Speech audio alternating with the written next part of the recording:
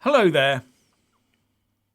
Some relationships are positive and productive for both sides, but some are more akin to psychological slavery.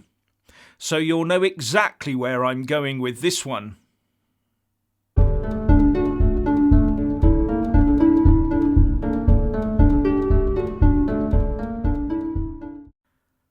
The news is that the UK's been sent a love letter. A love letter from the Executive Vice President of the European Commission, Mr. Frans Timmermans. So what's he said? And what should our response be? Firstly, as ever, please kick that YouTube algorithm up the jacksie by giving this video a like. Now, we've probably all heard of this sort of thing, or maybe have been unfortunate enough to have been involved in one. But there are relationships where people get together and all is at first sweetness and light. Then after time, one partner realises that they've been virtually cut off from their family and friends. Their freedoms to go about as they please have been severely curtailed, and they may have given up work and socialising altogether. Suddenly they feel alone and in a dark place, all because of the psychological pressure, or worse, inflicted on them by a controlling partner. And that's if the realisation dawns on them that they've got themselves embroiled in a controlling relationship and have the wherewithal to get out of it. And if they do attempt or even succeed in breaking free, their old partner resurfaces and promises that it will all be different this time, that they'll change, and there's a shower of chocolates, cards and affection. But should that abused partner return, then within weeks or even days it's back to how it was, if not worse.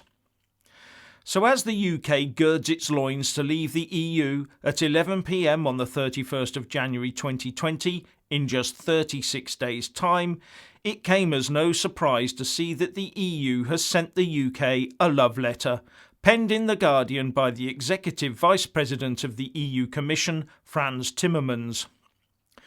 All talking about how he fell in love with the UK, and how it is a part of him that he will be sad to see us leave. A part of him that wants us to return, and that the door is always open to us. But let's consider. Since joining the EU, we have been promised so much, and in truth little has been delivered, and it's cost us a huge amount to stay.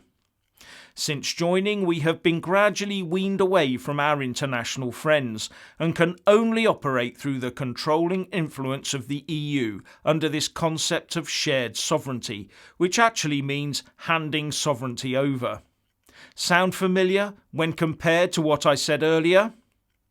And we all know that if the UK were to do the stupidest thing ever and once again subject itself to EU control, that control would be more crushing, more intrusive, more costly, and drive us as a nation even further away from the rest of the world. Brexiteers know and understand this. And now we have that arch-EU federalist Guy Verhofstadt sending out a tweet that Europe must unite in the face of a forecast by the Pardee Centre of the University of Denver showing the rapid growth of competition from the rest of the world and the rapid decline of Europe. So Verhofstadt uses that other tactic, the fear of not being controlled.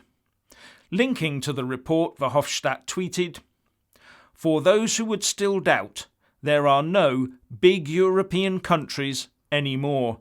Europe can only make a difference in the world if it truly unites." And the report he refers to says that back in 1960, the current 28 EU countries accounted for 53.8% of the planet's GDP, and that it had now shrunk to about 44%, and that by the end of this century it could be in the region of just 20.6%. And only one of those 28 countries is expected to maintain or even improve its current position, and that one country is the United Kingdom. We were promised so much by the pro-EU lobby, and all we've managed to do is shackle ourselves within a controlling and ultimately doomed relationship. And now the EU, together with our very own UK-based pro-EU rejoiner brigade, will stalk us and try to beat us psychologically down once more. Try to get us to doubt our own abilities and senses. Try to belittle ourselves in our own minds. Try to get us to sign ourselves and our future away again. Well, I say, never again. We can smell the open pastures on the other side of the gate. So, Mr. Frans Timmermans, please stop writing to us, because we've decided to leave. And to Mr. Verhofstadt, I say that even if the EU morphed overnight into your dream federation, it would still collapse under the strain of its own internal contradictions. It would still be unable, as a unit, to compete with the rest of the world, because the only answers it ever comes up with are more control, and more bureaucracy, and more rules, and the never-ending need for more money. And from that, the EU can never change, whatever it may claim. You ignored us when we talked about the 2016 EU referendum, thinking we had passed any chance of a leave vote. So I would say, save your please come home type letters and concentrate on coming to a sensible trade deal. As I see it, your precious EU groomed us, then kidnapped us in the latter half of the last century. But we have rediscovered our UK identity and have decided to stand on our own 2 feet once more. Now that we have made that decision, no amount of love letters and further promises will entice us back. But this does not just involve the UK. As I see it, all countries within the EU are ultimately in the same position. It's just that the UK has come to a decision that, on balance, it is better to leave the EU. But some may have succumbed to Stockholm Syndrome and may not yet be ready to leave. But they will come to that realisation, given time. In your letter, Mr. Timmermans, you call us family. But the EU is not creating a family.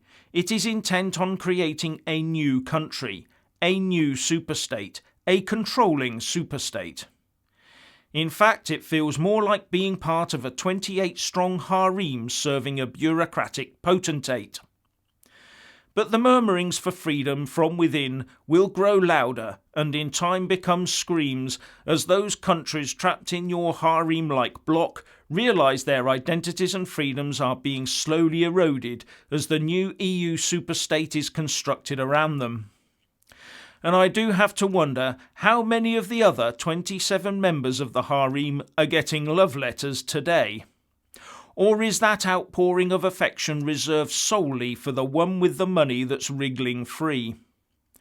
And when you say in your letter that, I know you now, and I love you, for who you are and what you gave me. I'm like an old lover. I know your strengths and weaknesses. I know you can be generous but also miserly.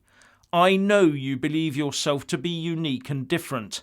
And of course you are in many ways, but perhaps less than you think. When I read that, I knew it was way past the time to leave, and I wonder how many people on the wrong side of a sinister, controlling relationship have heard something like that as they struggled to break free. We may be the first one to leave this almost obsessive lover-like clutches of the EU, but we will not be the last. As the other nations who are our neighbours, remember, also wake up to who and what the EU is and represents, no matter how much it tries to control or exert influence over their democratic systems. Anyway, what would you say in response to Mr. Timmermans and Mr. Verhofstadt? Please share and comment, and thank you for watching. Please do like and share this video. And also subscribe to my channel. And when subscribing, please do remember to press on the little bell next to the subscribe button. That way you'll get an alert every single time I put up a new video. And thank you very much for watching.